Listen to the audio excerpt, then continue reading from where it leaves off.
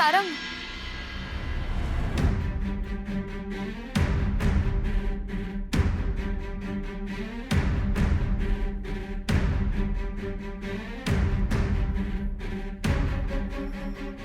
काय? तो माणूस कोण होता? म्हणजे तुम्ही त्याच्या मागे पळत गेला, तुम्ही ओळखता का त्याला? हिला जर मी त्या माणसाचं सत्य सांगितलं तर हिला कळेल की ओवी माझी मुलगी नाहीये आणि हिचा संसार तुटेल.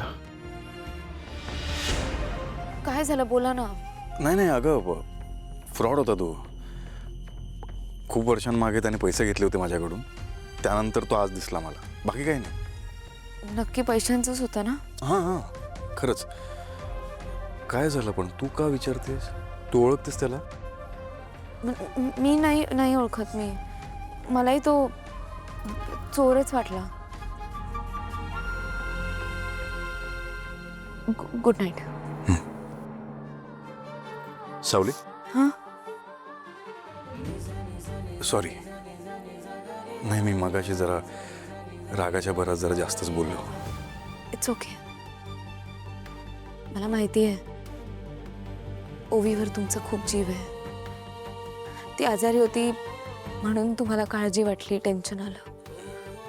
पण खरंच मला काहीच नाही, मला पण कल्पना नव्हती खरं तर. अबीरने सांगितलं मला, त्यानंतरच कळलं. अबीर हुशार आहे, समजूतदार आहे. ओवी सुद्धा खूप गुणी आहे. बाबा म्हणून खूप चांगले संस्कार केले तुम्ही तिच्यावर. क्लासमध्ये असताना सगळ्यांना जीव लावते ती. पाहिलं ना मी. उद्या सकाळी निघू आम्ही फॅमिली डॉक्टरांना जरा, कारण त्यांच्या औषधाने ओवी. सॉरी, चुकीच्या टायमिंगला आलोय. मार खाशील. सारंग दादा, त्या माणसाचा खूप पाठलाग केला पण सापडला नाही.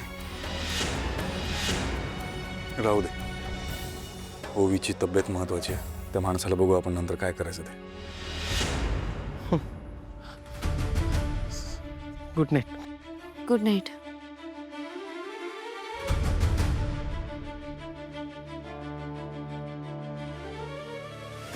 बबलू थांब. Good night. Good night.